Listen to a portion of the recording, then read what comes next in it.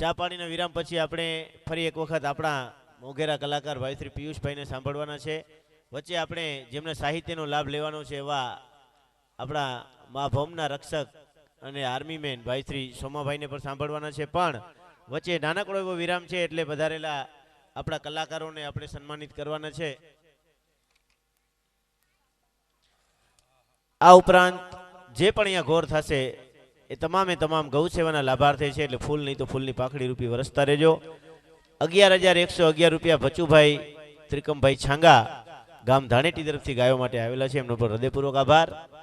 ગાયો માટેનો પ્રોગ્રામ છે એટલે વધારે પડતો સમયનો આપણે દુરુપયોગ નહીં કરીએ, કારણ કે જેટલો આપણે ઓછો બ્રેક રાખશું એટલે ગાયો માટેની વધારે ગોળ થશે. પણ જ્યારે જ્યારે ગાયોનો પ્રોગ્રામ હોય, જ્યારે જ્યારે ગૌ માતાને યાદ કરવાની હોય, ત્યારે હું કાયમ સ્ટેજ ઉપરથી કહું છું,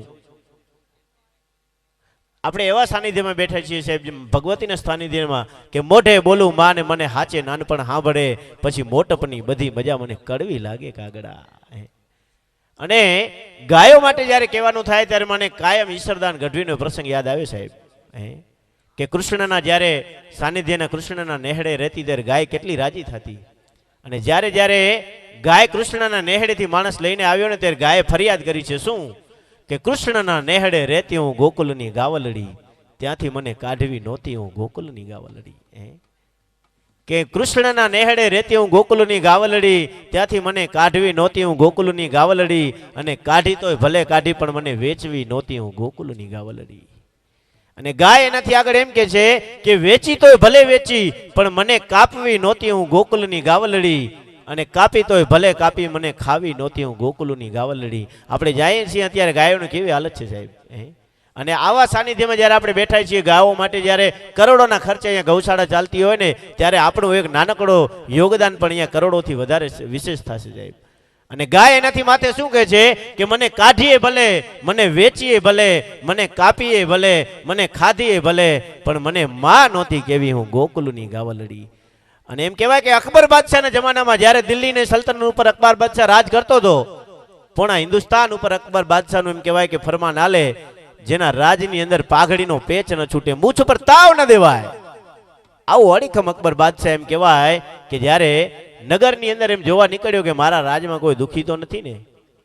કદાચ એવું બને કે મારા રાજમાં કોઈ ફરિયાદી આવતો હોય ને સૈનિકોને આવવા ના દેતા હોય ને રોકતા હોય, તો મારે રૂબરૂ એની ફરિયાદ સાંભળવી હોય. અને એના માટે એણે એક યોજના બનાવી.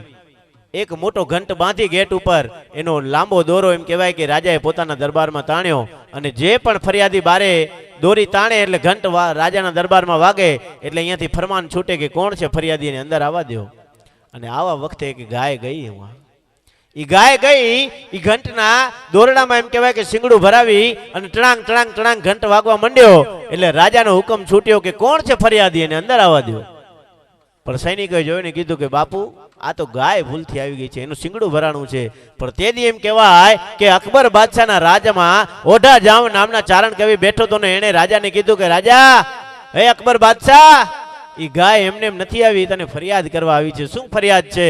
અને ત્યારે ઓઢા જામ નામના ચારણે એ કવિતા કહીને કીધું તું કે ગાય એમ કે છે કે ભલા માણા, હું ગાય હિન્દુની છું, હું ગાય મુસલમાનની છું, હું દૂધ હિન્દુને આપું છું અને મુસલમાનને આપું છું, તો ભલા માણે તમે મને કાપો શું કામ છો?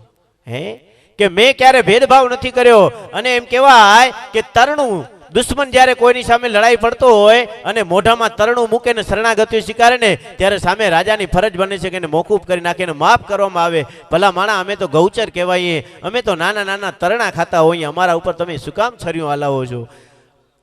અને તેથી પૂર્ણ હિન્દુસ્તાનનો બાદશાહ એ અકબર બાદશાહે તેથી ફરમાન કર્યું હતું કે જ્યાં સુધી મારી સલ્તનત છે, જ્યાં સુધી મારી સરહદ છે, આજથી હું ગાયો ઉપર, ગાયોની કાપણી ઉપર, કસાઈ ઉપર પ્રતિબંધ મૂકું છું સાહેબ. એ વખતના અકબર બાદશાહે કર્યું હતું. તો આજે આપણી ફરજ બને છે કે ગાયો માટે જેટલો ફાળો થાય એટલો આપણે ભેગો કરીએ. હવે હું વિનંતી કરીશ, આપણે પધારેલા કલાકાર મિત્રોને આવકારવાના છે. આપણે જેનો અત્યારે સંતવાણીનો લાભ લઈ રહ્યા છીએ સાહેબ, સંતવાણીમાં કોઈનું નામ લેવું હોય ને તો પૂજ્ય લક્ષ્મણ બાપુને યાદ કરવા પડે ને, એની સાથે જેણે સંગાત કરી છે, હા શૈલેષ મહારાજ. ગુંજતું એક નામ, એટલે શૈલેષ મહારાજને આવકારવા માટે હું હબાઈ જાગીરના ગાદીપતિ લક્ષ્મણગીરી બાપુને વિનંતી કરીશ કે તેઓ મોમેન્ટથી આપણા પધારેલા કલાકાર ભાઈ શ્રી શૈલેષ મહારાજને આવકારે. જેને સાંભળવું એક લાવો છે એવા સુરીલા કલાકાર શૈલેષભાઈ મહારાજ.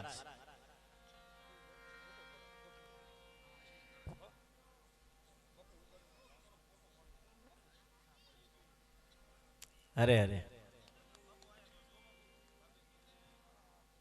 એવા જ બહુ નાની ઉંમરે જેમણે ભજનની દુનિયામાં મોટું નામ કર્યું છે અને શૈલેષ મહારાજને જેમ આપણે સન્માનીએ છીએ એવા જ બીજા કલાકારને આપણે સન્માનવાના છે. મેં હમણાં જ પૂજ્ય બાપુને યાદ કર્યા. લક્ષ્મણ બાપુ જેને બહુ પ્રિય માને છે એવા સુરીલા કલાકાર ભાઈ શ્રી પિયુષભાઈ મિસ્ત્રીને આવકારવા માટે બાપુને વિનંતી કરીશ કે તેઓ પધારેલા પિયુષભાઈ મિસ્ત્રીને પણ આવકારે. સાહેબ આજનો યુવાન છે એ સોશિયલ મીડિયામાં પરવાયેલો છે, ત્યારે નાની ઉંમરે યુવા ઉંમરે જેમણે ભજનને પોતાની દુનિયા બનાવી છે પિયુષભાઈ મિસ્ત્રી એવા જ આપણી વચ્ચે મા ભૌમની રક્ષા કાજે પધારેલા. અને આપણા માટે ગૌરવની વાત છે સાહેબ કે ભારતીય સેનામાં જોડાઈને દેશ સેવા સાથે સાથે આપણને અહીંયા સાહિત્યની મોજ કરાવે છે. મારા પરમ મિત્ર સોમાભાઈ રબારીને આવકારવા માટે હું બાપુને વિનંતી કરીશ કે તેઓ પધારેલા આપણા સાહિત્યકાર. ઊંચા કુળનો આદમી નીચા કરે ને કામ, ગટપટ ગામે ભાંગ પણ ખાતર ન પાડે ખેમરા. ઈ મા ભૌમની રક્ષા કાજે જ્યારે એમ કહેવાય કે સોમાભાઈ પધાર્યા છે, હવે એનો જ રાઉન્ડ છે. સોમાભાઈનું વિનંતી કરીશ, પણ એના પહેલા દેશનો સૈનિક કેવો હોય બાપુને વિનંતી કરીશ. એક હજી સન્માન છે લેવાનું. આપણા બંસીધર સ્ટુડિયો જે આપણે અત્યારે સેવા આપી રહ્યા છે, તદ્દન ગૌ સેવાના લાભાર્થી છે, એટલે તદ્દન ફ્રી સેવા બંસીધર સ્ટુડિયો તરફથી આવી રહી છે. બાપુને વિનંતી કે એમને પણ આવકારે.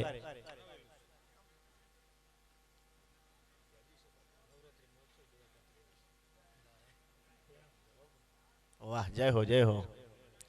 ઘોરનો રાઉન્ડ એટલો બધો જોરશોરથી ચાલી રહ્યો છે કે અમે જેટલો બોલશું એટલો માં ગવત્રી માટે નુકસાન છે, એટલે વધારે સમય ન લેતા પણ સૈનિકોને યાદ કરવાની વાત થતી હતી. આ દેશની જનતા કેવી હોય સાહેબ, એક એમ કહેવાય કે એક માં નાના એવા બાળકને ખોળામાં લઈ અને રમાડતી હતી, અને એનો 18 વર્ષનો યુવાન દીકરો એમ કહેવાય કે દેશની રક્ષા કાજે શહીદ થયો તો એની બોડી લઈને એમ કહેવાય કે સૈનિકો આવ્યા એ વખતે એ બોડીને રાખી અને માને સમાચાર દીધા કે માં તારો દીકરો આજ શહીદ થયો છે. કેવી કરુણા હશે. અને ત્યારે એમ કહેવાય કે કલેક્ટર સાહેબ 50,000 રૂપિયાનો ચેક લઈ ઈ માના આંગણામાં પ્રવેશ્યા. ઈ માના હાથમાં ચેક રાખીને એમ કીધો કે તમારો દીકરો દેશ માટે બલિદાન થયો છે, તમારો દીકરો શહીદ થયો છે, એનું વળતર તો સરકાર નહીં ચૂકવી શકે, પણ આ 50,000 રૂપિયા એના વળતર રૂપે આપું છું સાહેબ. અને તેથી આ દેશની જનતાની તાકાત જોજો, શું બોલી હતી જનતા, શું કીધું કે આ 50,000 રૂપિયાથી મારા દીકરાનું વળતર નહીં થાય. તો કઈ રીતે વળતર થાય? અને તેથી આ દેશની જનતા બોલી હતી કે મારો નાનો આવો દીકરો જેને હું રમાડું છું એને મોટો કરું, એને 18 વર્ષનું કરું, એને દેશની સેવામાં મોકલું ને દુશ્મનના 10 માથા ઉતારી આવે ને ત્યારે આ દેશની રક્ષા કાજે એમ કહેવાય કે વળતર થયું. કહેવાય ભલા માણા એવા આપણા સૈનિકને વધાવીએ. સોમાભાઈ રબારી 7,50,000 રૂપિયાને અત્રે પહેલા રાઉન્ડમાં ઘોર થઈ ગઈ છે. આવો ને આવો પ્રેમ વરસાવતા રહેજો માં ગવત્રીના કાજે. આવો સોમાભાઈ રબારી. બહુ સમય થઈ ગયો છે, હું પણ વધારે સમય નહીં લઉં. મારે આમ તો મારો મેન વિષય તો આમ તો સૈનિક છું, પણ મા શારદાની કૃપાથી ક્યારેક મોજ કરાવી લઉં. લે પરમાત્માએ સુંદર મજાનું આ શરીર આપ્યું, દેહ આપ્યું. કવિ કહે છે કે દ્રગ દ્રગ નહીં તેજ દેહ જબ ડગ ડગ મગ મગ ભગ ભગ અલગ પરમ જગ જગ મુગ દંત ભજન જબ ભગ ભગ જમાનું ચલ લગભગ ઝગડમ. ઈ ભગવત ભજ છે સુજાગનર પિંગલ સુચલ અચલ પ્રસરે. કારણ કે ઝટપટ મન તેજ ખપટ કટ ઘટપટ કાર નપટ સિટ ઝપટ કરે ઘટઘટ પ્રતિરોગ ઘટઘટ ઘટના વટવટ જ્ઞાન વિકટ વર્ણમ. રટ રટ રટ મુખ રામ સમટ ભવ સાગર તન ની સુવટ સરળ તરે. કારણ કે તન મન ધન કિશન શરત કર મનરન હનબન મોહ બરમ સન સન સન ધન સાત કાલ ગતિ ધન સન અમન ચમન મન ક્યુ અરલમ. દર્શન મન મગન ભજન કર નિજ દિન જપત નિરંજન પાપ જરે. પરમાત્માના સ્મરણ કરી લે, બધાય પાપ ધોવાઈ જશે. પણ મારે વાત કરવી છે એક જ નાનકડી સુરવીરની. મારે વાત કરવી છે અહીંયા જે આપણા ઇતિહાસો અહીંયા છુપાઈ ગયા છે. આપણે બધાય ગૌરવ લઈ શકીએ, આહિર કુળનું તો ગૌરવ છે જ, પણ સમગ્ર કચ્છ ની રૈયત માથે જેને રક્ષા કરી છે એ મારે એક નાનકડી વાત કરવી છે. જેહા દાડા ચાલની. એમ કહેવાય કે કચ્છ જિલ્લાના ભૂત તાલુકાના એમ કહેવાય કે નાનકડું ગામ એટલે નાળાપા ગામ. નાળાપા ગામમાં મુરા બાપા અને માતા શ્રી લખમાબેન, લખમાબાઈના દીકરા એટલે એમ કહેવાય કે 3 દીકરા, એમાં સૌથી નાનો એટલે જીહોચાળ. એમ કહેવાય કે સુખી સંપન્ન પરિવાર, ખેડૂત પરિવાર. અને એ વખત પણ બહુ સારો, ખૂબ વરસાદ થયેલો, ખૂબ ધાન પાક્યું. એટલે એ મુરા બાપા ચાર છે એ પોતાના ગાડા ભરી અને અંજારમાં પોતાનું જે ધાન પાક્યું હતું વેચવા જાય ને ત્યારે એમનો દીકરો, નાનો દીકરો છે એ જેવો હઠ પકડે કે બાપા મારે હાલવો છે અંજાર ભેગો, કે બાપુ મારે ભેગું હાલવું છે, કે બેટા આ તો મેં ગાડાથી જઈએ 2 દિવસ થઈ જાય, જો કદાચ અનાજ ન વેચાય તો પણ હું આવીશ ને ત્યારે તારા હાટું રમકડું લઈ આવીશ. એમ કહેવાય કે આપણી ભાષામાં જઈને કહીએ કે ફોહલાવી મૂક્યા, ત્યારે રીઝાઈ મૂક્યા. ને એમ કહેવાય કે મોરુ બાપા છે એ અંજાર જાય, પોતાનું અંજારમાં જે અનાજ હતું વેચી ને એમ કહેવાય કે અંજારમાંથી રમકડું લઈ ને પાછા ઘરે આવ્યા. ને ઘરે આવ્યા ને જ્યારે સમાચાર પડ્યા એને ખબર પડી કે બાપા ગાડા આવી ગયા છે, બાપા આવી ગયા છે. એટલે ઈ નાનો કડો દીકરો જીહોચાર ગડગડતી દોટ મૂકી ને બાપને આમ કહેવાય કે પગલા ઝાલે ને બાપુ મારા હાથું રમકડું લઈ આવ્યા, કે હા બેટા લઈ આવ્યો ને. વિચાર કરજો, જેનો દ્રષ્ટિકોણ, જેની જેવી વિચારધારા એ પ્રમાણે જ રમકડા લેવાય, એ પ્રમાણે જ વાતો થાય. એટલે એમ કહેવાય કે બાપુ મારા હાટું હું લઈ આવ્યા. તેથી એમ કહેવાય કે મુરા બાપા એમ કહેવાય કે હાથમાં પકડાવી હતી, લે બેટા આ તારા હાટું તરવાર લઈ આવ્યો. કારણ કે મરદ મણાના રમકડા મરદ જ હોય. એટલે એમ કહેવાય કે હા ચારના હાથમાં જ્યારે રમકડું આવ્યું, એ તલવાર આવી એટલે આંગળામાં આમ ફેરવવા માંડી. એટલે એમ લાગે જાને કોઈ જૂનો લડવૈયો હોય ને. આમ કે મુરા બાપાએ નજર કરી, ઓહો, એને એમ લાગ્યું કે આ કોઈ સામાન્ય પુરુષ નથી. ને એમ કહેવાય કે સમય જતા એ જહાચાર છે એ મોટા થયા ને એ સમયમાં સુખી સંપન્ન પરિવાર, પોતે મર્દ માણા, પંચ હતો.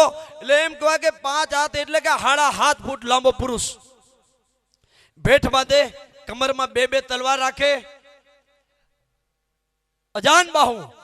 ને એ સમયમાં મહારાજ ગોળજી નું એમ કહેવાય કે રાજ હાલે કચ્છમાં. કચેરીમાં અવરનવર જવાનું થાય ને એમ કહેવાય કે એ કચેરીમાં જ્યારે કચેરીમાં બધા વિખૂટા પડ્યા ત્યારે એમ કહેવાય કે કોઈકે મજાક કરી જેહાચાળની, કે જેહાચાળ એ કેટલ તલવાર આંકે ન શોભે, કે કે આયર આ તલવારો 2 તલવારો તમને ના શોભે. તેથી જેહોચાળ કહ્યું હતું કે મહારાજ કોઈ દી જરૂર પડે ને, ધીંગાણું થાય ને, ભૂમિયો ઢોલ વાગે ને ત્યારે એકવાર જાણ તો કરજો, તેથી આ વાતનો જવાબ દઈશ તમને. કે ને એમ કહેવાય કે એ વાતને ઘણા ટાઈમ વીતી જાય અને આ બાજુ એમ કહેવાય કે મહારાજ ગોળજી નું અવસાન થાય. એમના નાના દીકરા એટલે એમ કહેવાય કે 18 વર્ષના રાદેસરજી ગાદી પર આવે અને એમ કહેવાય કે અમદાવાદનો બુલંદશાહ કચ્છ મથે ચડાઈ કરે. આખો પ્લાન તૈયાર કે સૌ પ્રથમ ભુજિયો ડુંગર, બીજું ભુજ શહેર, ત્રીજું રુદ્રાણી જાગીર ભાંગવાની. આ વાત જ્યારે રાદેસરજી પાસે પહોંચે એટલે એમ કહેવાય કે રાદેસરજી ની ખબર કે આ 50,000 ને એની મોટું સૈન્ય છે, એને આપણે પહોંચી નહીં શકીએ. એટલે એમ કહેવાય કે રાદેસરજીએ વિદ્વાન જાણતા લોકોને બોલાવ્યા કે આપણે કરવું શું, આપણી પાસે એટલું સૈન્ય છે નહીં, આપણે ટકી તો નહીં શકીએ, તો શું કરવું. ત્યારે જાણકાર વિદ્વાન લોકોએ વાત કરી કે બાબુ આ કચ્છ પ્રદેશ છે, ભલી ભૂમિ છે, રાફડા હુના ન હોય. કારણ કે વંકા વંકટ ભર, વંકા વાછડીએ વચ્છ, વંકા કુંવર થતી જે પાણી પીએ જે કચ્છ. આ કચ્છ છે. એકવાર ભૂમિયો ઢોલ વગડાવો, એકવાર ઢંઢેરો પીટાવો, એકવાર કહેણ તો મોકલાવો ને એમ કહેવાય કે માણા ફરતો ફરતો ગામડે ગામડે એ ભૂમિયો ઢોલ વાગે. એમ કહેવાય કે મણા બરોબર નાળાપા ગામના ઝાંપામાં આવે, ચોરામાં આવે, ભૂમિયો ઢોલ વાગે. ને તેથી એમ કહેવાય કે જેહાચાળ છે પોતાના ખેતરમાં એમ કહેવાય કે હળ આગતા હતા ને એમ કહેવાય કે કાને અવાજ સંભળાણો કે ભૂમિયા ઢોલનો, એ સિંધોડાના અવાજ સંભળાણો, બળદિયા મૂકી દીધા. તરત જ એમ કહેવાય કે નાળામાં ઝાંપે આવે, પૂછા કરે કે શું છે. ત્યારે ઓલો માણસ એમ જાણ કરે કે ચાળ કચ્છની રૈયત માથે આફત આવી છે, બુલંદશાહ આવી રહ્યો છે, કચ્છનું સૈન્ય નાનું છે, માટે મહારાજનું કહેવું છે કે મર્દ માણસોને બોલાવો ને તેથી જહાચાર ત્યાંથી એમ કહેવાય કે મા ચામુંડાના દર્શન કર્યા, ત્યાંથી એમ કહેવાય દાદા મેકણ દાદાના દર્શન કર્યા ને ડાયરેક્ટ એમ કહેવાય ભુજ શહેર જાય, ભુજમાં કચેરી ભરાય, નાનકડું સૈન્ય ને તેથી એમ કહેવાય રા દેસરજી એમ કહેવાય કે થોડકાક સૈનિક જહાચારની સાથે મોકલેલા ને એમ કહેવાય કે તમે રુદ્રાણી જાગીર ત્યાંનું રક્ષણ કરો ને એમ કહેવાય કે જહાચાર રુદ્રાણી જાગીર આવે, માના આશીર્વાદ લે, માના દર્શન કર્યા ને ઈ ત્યારે જહાચારે એટલું કીધું તું સૈનિકોને કે હવ પ્રથમ પોતાનું માથું વાઢી ને માને એમ કહેવાય કે કમળ પૂજા કરે પછી આપણે લડવા જવું, આવો કોઈ હુરો ખરો? તેથી એમ કહેવાય કે સૈનિકોમાંથી એમ કહેવાય કે જહાચાર એ તો અમારા કામ નથી, એ તો તમે જ કરી શકો, કે એ તમે જ કરી શકો ને તેથી એમ કહેવાય કે જહાચારે એક વાત કરી કે કમળ પૂજા હું કરું, એક થાળ પકડો, આ થાળમાં મારું આ એમ કહેવાય કે સર છે એ રાખું અને હું જ્યાં સુધી લડીને પાછો ન આવું ત્યાં સુધી આ થાળ છે એમાં જે મારું શિર છે એ નીચે ન રાખવાનું ને એમ કહેવાય જહાચારે એમ કહેવાય કે પોતાના કમરમાંથી કટારી કાઢી, તલવાર કાઢી ને એમ કહેવાય કે એક જ ઝાટકે પોતાનું માથું વાઢી નાખ્યું, થાળમાં પડ્યું અને પછી એમ કહેવાય કે બે હાથમાં તલવાર લઈ ને એમ કહેવાય કે બુલંદ કાળની સૈન્યની વચ્ચે પડ્યા ને એક પછી એક ડોઘા ઉડાડતા ગયા, પણ કહેવાય છે કે ત્યારે જહાચારને એમ કહેવાય કે સાતી આંખ આવી હતી, રુદામાં આંખ આવી ત્યારે ને બુલંદ કાળને ખબર પડી ગઈ કે હવે આપણે જીતી નહીં શકીએ, એને સૈનિકો ભાગવા માંડ્યા, એક પછી એક એમ કહેવાય કે જહાચાર બધાને માથા ઉડાડતા જાય, જમીન દહોશ કરતા જાય ને એમ કહેવાય કે બરોબર 2 થી 3 દિવસની જ્યારે યુદ્ધ હાલ્યું ને જહાચાર એમ કહેવાય કે બુલંદ કાળની ફોજને જમીન દહોશ કરી, માથા કાપી ને એમ કહેવાય કે પાછા આવ્યા, જ્યારે રુદ્રાણી જાગીર આવે ને બરોબર પૂજારીના હાથમાં એમ કે થાળ એમાં માથું ને જહાચારનું એમ કહેવાય લોહી લુહાણ ઈ ધડ જોઈ ને એને પૂજારીના હાથમાં કંપન વસૂટ્યું, ધ્રુજવા માંડ્યા અને હાથમાંથી ત્રાસ પડી ગયો, થાળો પડી ગયો, એ પાત્ર પડી ગયું ને ત્યારે એમ કહેવાય કે ઈ જહાચારનું શરીર છે તોય ધડ શાંત ન થાય કે હવે કરવું શું? બુલંદ ખાનની ફોજ તો ભાગી ગઈ, એની તો હરાવી દીધા, પણ હવે આ શરીર શાંત ન થાય, આ ધડ શાંત ન થાય તો કરવું શું? ને ત્યારે એમ કહેવાય કે કોઈ કે કહ્યું એમ કરો, ઘડી લ્યો, આ ધડની ઉપર સાંટો, આભડ સેટ લાગે ને કદાચ ધડ શાંત થઈ જાય ને ઘડીનો એમ કહેવાય કે છટકોરો માર્યો, ધડ શાંત થઈ ગયું. એના પછી એમ કહેવાય કે જહા દાદાનો પાડ્યો આજે પણ રુદ્રાણી જાગીર ક્યારેક જવાનું થાય તો જરૂર દર્શન કરજો. પાડિયા બધાએ જોયા છે, અજાન બાહુનો પાડિયો પણ અજાન બાહુ જેવો ઊંચો છે, ક્યારેક જાઓ તો જરૂર કરજો. બીજું નાળાપા ગામમાં જવાનું થાય ત્યાં પણ જેહા દાદાનો પાડિયો આજ પણ ઊભો છે. પછી એમ કહેવાય કે ઈ રા દેસરજી જ્યારે છે એમણે ગઢ બંધાવ્યો, ચારેકોર ગઢ બંધાવે, આખો દિવસ કામ હાલે, સવાર થાય એટલે ગઢ પડી જાય કે હવે કરવું શું, કેમ પડે છે? ત્યારે એમ કહેવાય કે કોઈ વિદ્વાન માણસને પૂછ્યું કે હવે કરવું શું? ત્યારે એણે કેમ કહ્યું કે મહારાજ આ ગઢ તમારો રહેશે નહીં. કેમ? કે હુરો છે ને ક્યારે પૂરેલો ન રહે, કે જહા ચાડના પાડિયાને તમે ગઢની અંદર બંધ કરો છો, આ હુરો પૂરો ન રહે ને એમ કહેવાય કે પછી તો હું કરવું? કે એમ કરો, તમારે ગઢ ચડાવવો હો ને ચારેકોર ચડાવી દો, બંધાવી દો, બાકી જહા ચાડનો પાડિયો તો આઝાદ રહેશે, બહાર જ રહેશે, મરદ કોઈનો પૂર્યો ન રહે. ને એમ કહેવાય કે આજે પણ અહીંયા લોકો આવે, દર્શન કરે, ક્ષત્રિયાણીઓ છે એ પણ એમ કહેવાય કે દાદાના દર્શન કરવા આવે. લાજ કાઢી હતી, ક્ષત્રિયાણી દર્શન કરવા આવી, ઘૂમટો તાણેલો, ત્યારે એને બાળકે પૂછ્યું કે માં તમે લાજ કોની કાઢો છો? અહીંયા તમારા કોઈ લાજવાળા તો છે નહીં, જેઠ નથી, હરા નથી, કોઈ મોટા માણસ તો દેખાતા નથી, માં તમે લાજ કોની કાઢો છો? ત્યારે એક ક્ષત્રિયાણી કહી હતું કે બેટા હું તો લાજ આપણા રાજની જેણે લાજ રાખી છે એ દાદાની હું લાજ કાઢું છું. જેણે આ રૈયતની લાજ રાખી છે, જેણે આ કચ્છ દરાની લાજ કાઢી છે એમની લાજ કાઢું છું. ને માટે કવિ લખતા હોય કે જગત છે, સૈનિકોને ક્યારે યાદ કરે?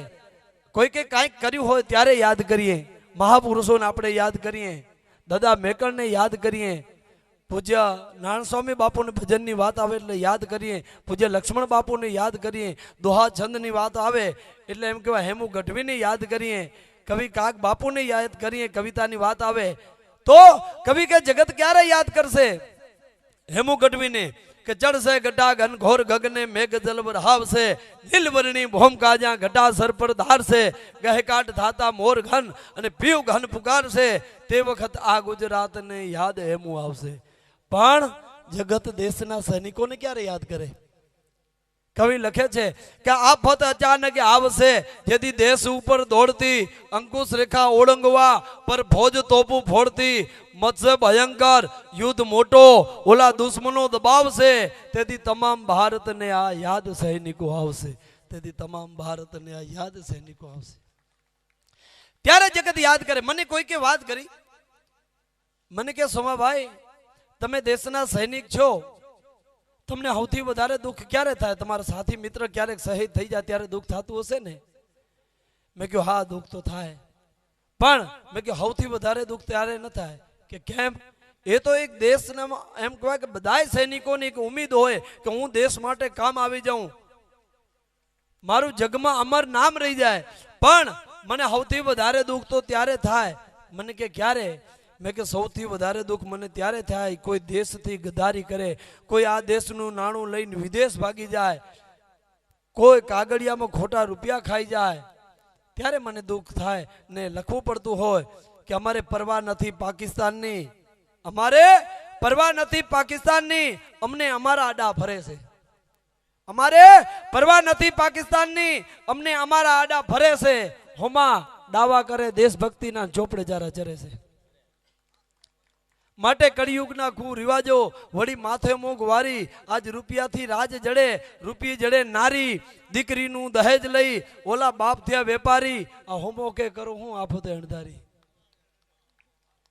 ખરેખર જેને દીકરીનો રૂપિયો લીધો હોય એની હાલત કેવી થાય કે મને હાલ્યો જતો હોય, બરોબર મધ્ય ક્ષેત્રમાં પહોંચે ને એમ કહેવાય કે ખોડિયામાંથી પ્રાણ નીકળી જાય, ખોડિયું પડી જાય, ઉપરથી હમડી આવે, એને એમ કહેવાય કે આવે પણ એને ખાય નહીં, પાછી ઉડી જાય.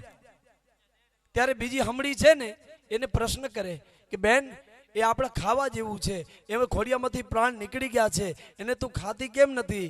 ત્યારે ઓલી હમડી છે એને જવાબ આપે છે કે બેન એ માણસને હું એટલા માટે નથી ખાતી કે એણે એની દીકરીનો રૂપિયો ખાધો છે, એની ગૌચર ખાધી છે, એણે ગાયોના રૂપિયા ખાધા છે, માટે મારાથી ખવાય નહીં. જે દીકરીનો દહેજ લોહી મોત શોક કરે, દીકરીનો દહેજ લઈ મોત શોક કરે, એ જીવ અવગતે મરે, એને હમડી ન હુંગે હુમલા, એને હમડી હુંગે નહીં. મને કે આ કચ્છીમાં કયો તો મારા મિત્ર હતા, આવું એની કે જ્યો છે કે છોરા જેની માધા પે પૈસો ન હવે ધવાજો, છોરા જેની માધા પે પૈસો ન હવે ધવાજો, રૂએ બાઈ ડીએ ગારું કારમોથી અધાજો. એટલે માં કહેતી હોય કે આજ વાડી વેચી ઘોડી વેચી, વેચી બેહો ધેણું, દીકરી બેઠી આહું જરેન માવતર ને મારે મેણો, કે કિયા જન્મના પાપ કરે હાજી ન ઉતર્યું લેણો. કે ખરેખર આમ તો જીવનમાં ગમે ત્યાં દ્રષ્ટિ કરી એટલે આમ દ્રષ્ટિકોણ હાથો હોવો જોઈએ. હમણાં એક જણો છે ને આમ હાલે જતો હતો, હાલતા હાલતા ને એમ કહે કે બાપુ મતે નજર પડી, લે એમ કહે કે સાધુના ચરણોમાં પડી ગયો, બાપુ તમારું પ્રવચન સાંભળીને હું ધન્ય થઈ ગયો. કે બેટા એવું શું થયું? કે બાપુ જ્યારથી તમારું પ્રવચન સાંભળ્યું છે ને ત્યારથી મેં દારૂ પીવાનું છોડી દીધું. ઓહો વાહ બેટા ખૂબ સરસ, મારો પ્રવચન સાંભળીને તે દારૂ પીવાનું મેલી દીધો? મેં કહ્યું હા બાપુ તમારું પ્રવચન સાંભળ્યું ને આપણે દારૂ પીવાનું છોડી દીધો. વાહ ખૂબ સરસ. કે હવે શું કરો? બાપુ વેચાવાનું શરૂ કીધું. ખરેખર એટલે દ્રષ્ટિકોણ સાચો હોવો જોઈએ. હમણાં એક મારો મિત્ર છે, એટલે હું એક ગામમાં ગયો ફરવા, એટલે મને એમ બેને હાકલ, મારા મિત્ર છે એનું નામ નવીન, એ નવીન ના ઘરે હું આમ હાલ્યો જતો હતો, એટલે એમના ઘરેથી છે ને એમણે મને બોલાવ્યો કે હોમા ભાઈ આવો આવો ચાય પીતા જાઓ. એટલે બેનને ઓળખું નહીં પણ એટલી ખબર કે મારા મિત્ર નવીનનું ઘર છે, એટલે બેનનો બહુ ભાવ આગ્રહ, એટલે હું ઘરે ગયો, બેઠો, બેને ચા પીવડાવી, હું હાવ ચપાચપ બેઠો તો મેં કહ્યું વાત શું કરવી, ક્યાંથી શરૂ કરું? પછી બેને ચા પીવડાવી, મેં કહ્યું કાંઈક તો વાત કરવી. ત્યારથી મેં શરૂ કર્યું. મેં કે બેન નવીનમાં શું છે? તે કે ભાઈ નવીનમાં તો અકલનો સાંટો નથી, ભોગવે છૂટકો. ઘરે ઘર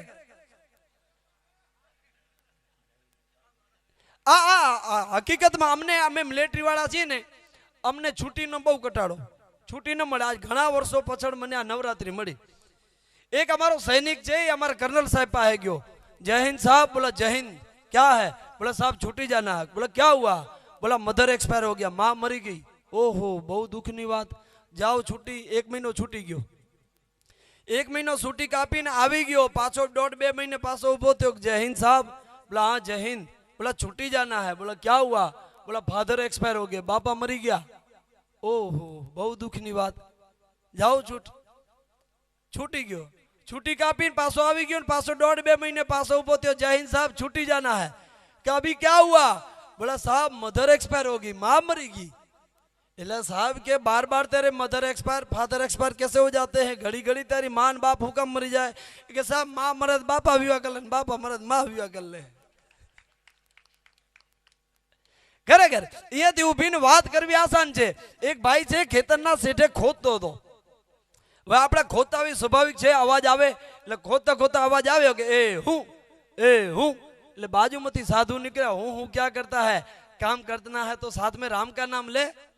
એટલે वो ખેડૂત કે બાપુ વાત સાચે, રામનું નામ બહુ સારું છે, પણ કામ કરતા કરતા મેળ ન પડે. કે क्या नहीं होता है, हाथ से काम करो, मुख से राम का नाम लो. કે બાપુ મેળ ન પડે. કે મેળ કેમ ન પડે? બાપુને પકડાવી લો કોદારી, તમે ખોદો. એટલે બાપુ શરૂ થઈ ગયા. દેખ મેં બતાતા હું. એમ કરીને કોદારીનો ઘા હાર્યો. હે રામ હે રામ હે હું હે હું હે હું. એટલે કે બાપુ કેમ? કે સાલા હો જાતા. બાપુ કરવા નવા થઈ જાય. વાત કરવી અહીંયાથી આસાન છે, પણ એનું પાલન કરવું એ બહુ અઘરું છે. એક જણો છે ને, આમ અમારા ગામમાં એક ભાઈ છે ને, પોતે કાંઈ કામ કરે નહીં, ઘરે બેઠો હોય એકલો, અને એના પત્ની છે એ કામે જાય, મૂલે જાય બાજુમાં. એટલે એમ કહેવાય કે પોતે ઢારિયા બેઠો હતો, બાઈ છે એ બાજુની વાડીમાં જ કામે ગયા હતા, ગામના પાદરમાં વાડી, એટલે બપોરે જમવા માટે ઘરે આવેલા. હવે એ બાઈ બપોરે ઘરે જમવા આવેલા, બરોબર 1:30 વાગ્યાનો ટાઈમ ને. એમ કહેવાય કે ત્યારે કોઈ જ્યોતિષ આવ્યો. જ્યોતિષ આવીને બોલ્યો જય ગિરનારી. એટલે આકર્મી છે ને, એ ઘરે બેઠો તો ઘરનું મણા, કાંઈ કામ ધંધો કરે નહીં. ગયો પગે પડ્યો, અને એક સંસ્કૃતિમાં એનો આદર ભાવ એના લોહીમાં છે, એટલે એમ કહેવાય કે એને આદર ભાવ દીધો. બેહો બાપુ બેહો. ખાટલામાં બેઠવાનું કહ્યું, પણ ખાટલામાં ન બેઠા. એ એક થાંભલો હતો ને, ટેકો દઈને બેઠા ડારિયામાં. કે બાપુ કો પાણી પીલા દે. કે બાપુને પાણી પીવડાવ્યું. પાણી પીવડાવીને પછી કે લાવ તારો હાથ, તારું જોશ જોઈ દઉં, તારું ભવિષ્ય શું કે. તો ઓલો હાથ લાંબો કરીને કહે છે કે બાપુ કે તારા ભાગ્યમાં સંતાન યોગ સારો છે, પણ તને શનિ નડે. હવે આ વાત ઓલી બાઈ બપોરા કરવા આવી હતી ને, એ સાંભળે છે કે હવે આ શનિની વાત કરે, સંતાનની વાત કરે. અમારે તો ઈશ્વરના 8 દીકરા હે, સંતાન યોગની વાત કરે. એટલે બાઈને બહુ ગુસ્સો આવ્યો. બાઈ આવગણિયામાં ગઈ, જ્યાં આપણે રોટલા ઘડીએ ને બાજુમાં લાકડા પડેલા હોય ને ત્યાં, ને એક ધોકો કાઢ્યો, લાકડું કાઢ્યું, અને આમ કહેવાય ને આમ ચીંધીને આમ એવું એમ કહેવાય કે શિસ્ત લીધી એને, કે જેમ અર્જુને માછલીની વિધવા માટે જેવી આમ એમ કહેવાય કે શિસ્ત લીધી ને એવી લીધી ને ઘા કર્યું. ને જે પરિસ્થિતિ સર્જાણી એ મન દેખાણી મેં લખ્યું. હવે હું મેં ગાલી ભાષામાં થોડુંક લખ્યું છે કે બેઠો તો એક અકર્મી ઢારીએ ઢોલિયો ઢારી, ઓચિતનો કપટી આયો બોલ્યો જય ગિરનારી. ઊભો થયો અકર્મી પગી જઈ પડી, આવકા દીધો અતિથિની બેહો બે ઘડી. પ્રેમથી ઓલો પટી બેઠો મીઠી બોલ્યો વાણી, હથેળી જોઈ હાથની પછી મગાયું પાણી. સંતાન યોગ સારો છે પણ સનીએ કીધી ઘાણી. બહાર બેઠેલ બાઈને કાને વાત સંભળાણી, બાઈ બેઠી વિચાર કરે નથી કોઈ વાતે ખામી. ઈશ્વરના 8 દીકરા બાકી બધું નામી. એ આવગણમાં બાઈ ગઈ હારો જોઈ મોકો. 2 જણાને ખબર ન પડે ને એમ કી બાઈ. એ આવગણમાં બાઈ ગઈ હારો જોઈ મોકો. અર્જુન જેમ આંખ કરીને ઘા કીધો ધોકો. 2% બૂળમો પાડી દોડી આવ્યા લોકો. ભૂલ થઈ માફ કરો, બાઈને કોઈ રોકો. બાઈ બોલી બેહો બાપુ લેતા જાવ લાગો. આટલું કે અતિથિ અણવણે પગે ભાગો. હોમો કે હોવાણની છે બધી વાતું, આવા કપટીઓની કહાની કહેતા હૈયું આજાર ખાધું. ખરેખર આ બધી મોજની વાતો છે. હમણાં એક મારો મિત્ર છે, એ કહે કે મારે ઘરેથી હે ને ખાવાનું બનાવે ને કઈ હવાદ જ નહીં. તો મેં કહ્યું એમ કર તું વખાણ કરી જોઉં. એ કે યાર કિયા મોઢે વખાણ કરું જોઈએ, ખાવાનું મોઢામાં ન જાય કેમ વખાણ કરું. મેં કીધું તું ટ્રાય તો કર. કે ભલે લ્યો તમે કહો છો તો કરું. એમ કરીને પોતે ઘરે ગયો ને એમ કે જમવાનું આવ્યું, દાળ આવી તો વાહ હું દાળ છે, શાક આવ્યું વાહ હું શાક છે, હું રોટલી છે, હું ભાત છે, વાહ તમારા હાથમાં જાદુ, હું છાશ છે જો તો. એટલું કહ્યું તો ઘરવાળી કે આજ મારું માથું દુખતું હતું, આજ એક ડી પાડોહણ બનાવી દે. 18 વર્ષથી હું બનાવું, કોઈ દી તમે વખાણ નથી કર્યા. ના જે વગર ખાધે તમે વખાણ કરો. ખરેખર એક દેશભક્તિ કોની કહેવાય, એને એક મારી નાનકડી પારિવારિક વાત કરું કે બાપુ હું છૂટી આવેલો અને મારો જો ડ્રેસ છે ને આર્મીના મિલિટરીનો, એમ કહેવાય કે મારા માં છે એમણે આમ ધોઈ ને દોરી માથે હુકાતો હતો. હવે એ વર્ધી છે દોરી માથે હુકાતી હતી. સાંજનો 5 વાગ્યાનો ટાઈમ, હું ત્યાંથી નીકળ્યો એટલે મારા બાપુજી હતા, એમ કહેવાય કે પોતાના પગના પગરખા ઉતારી ને એમ કહેવાય કે આમ વંદન કરતા હતા, વર્ધીને વંદન કરતા હતા. ત્યારે હું અહીંયા નીકળ્યો એટલે મેં કે બાપા શું કરો છો? ત્યારે મારા બાપાએ જવાબ લીધો કે બેટા તું દેશનો સૈનિક છો, સિપાહી છો, મને ગૌરવ છે ને સૈનિકને મારે તો સલ્યુટ કરવી જોઈએ, સૈનિકને મારે વંદન કરવા જોઈએ, પણ મને ખબર છે તું મારો દીકરો છો, તું મને વંદન નહીં કરવા દે, પણ આ દેશની વર્ધીને વંદન કરવામાં તું મને ના રોકી શકે. એટલે આ જે ભાવ છે દેશભક્તિ પ્રત્યેનો.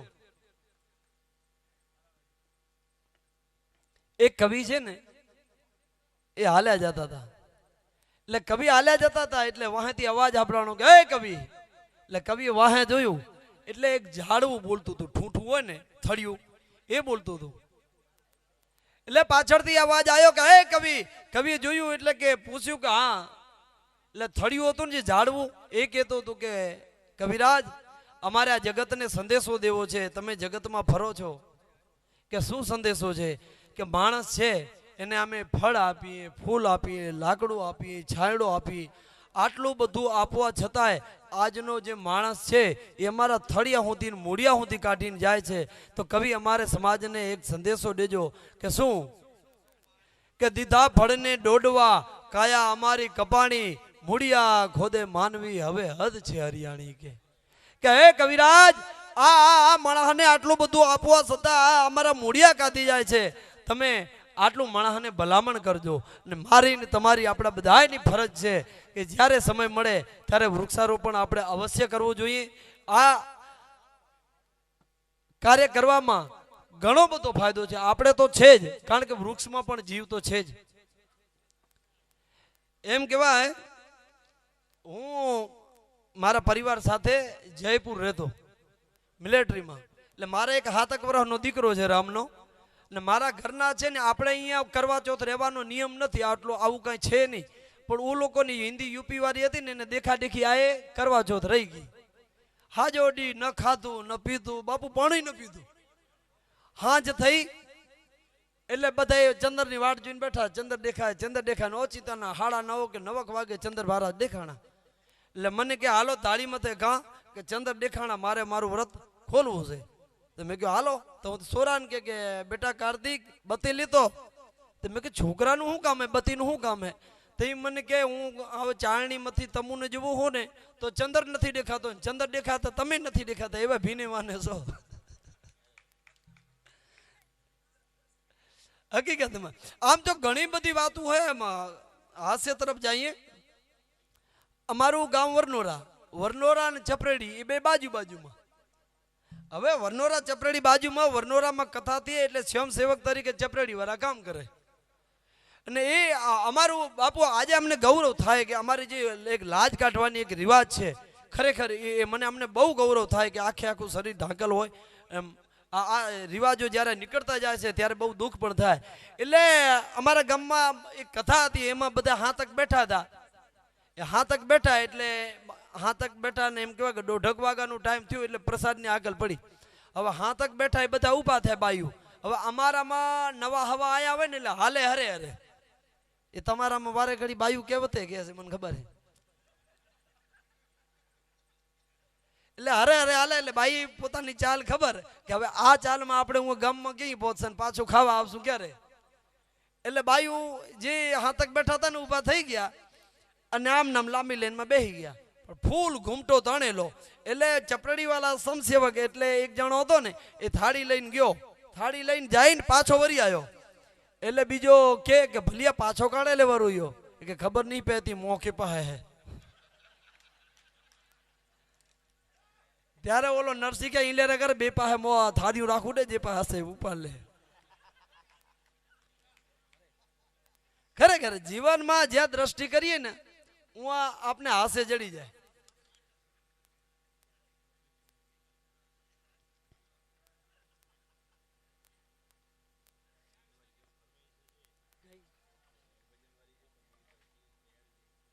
અચ્છા એટલે ખરેખર હાસ્યની મજા એ છે જ્યાં નજર કરીએ હું હાસ્ય મળી જાય.